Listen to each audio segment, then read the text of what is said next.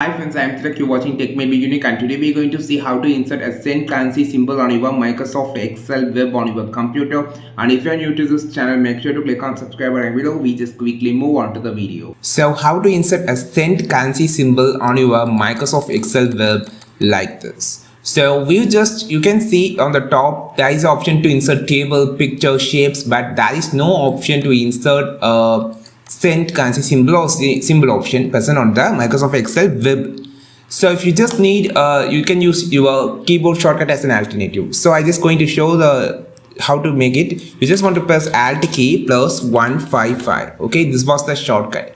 So first of all, press the Alt key, type 155 on the number and leave the key. You can see it automatically create the send currency symbol. Alt key 155, Alt key 155, Alt key 155. This is how you just insert this send currency symbol on your keyboard with the help of keyboard shortcut on your Microsoft Excel web on the computer. I think this video helped you a lot. Like this video, subscribe this channel. We will meet our next video with the super Microsoft Excel web content. This is Tilak signing off from Tech May Be Unique. Have a wonderful day.